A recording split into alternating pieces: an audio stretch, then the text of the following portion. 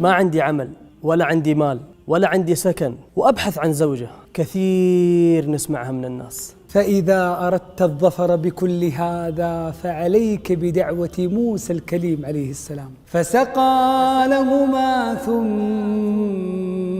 تولى إلى الظل فقال رب إني لما أنزلت إلي من خير فقير. فقال رب إني لما أنزلت إلي من خير فقير.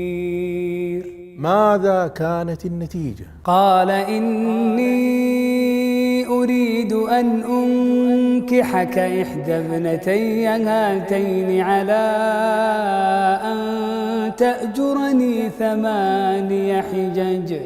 يا الله، جاءت الزوجة والأرزاق والسكن كلها بدعوة واحدة.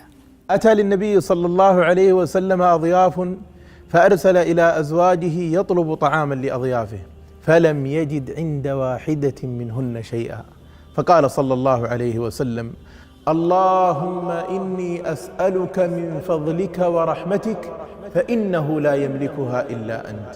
فإذا بشاة مصلية مشوية تهدى له صلى الله عليه وسلم يقدمها لأضيافه، فقال: هذه من فضل الله وننتظر رحمة الله. فيا من تريد الأرزاق من الله وتطمع في فضل الله، لا تنسى اللهم إني أسألك فضلك ورحمتك فإنه لا يملكها إلا أنت. فإلى كل من أثقلته الديون اشتكى رجل إلى علي رضي الله عنه فقال: عجزت عن ديني فأعني.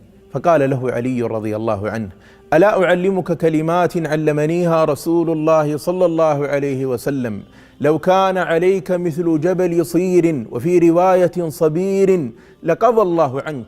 فقال: بلى. قال: قل اللهم اكفني بحلالك عن حرامك وبفضلك عمن سواك.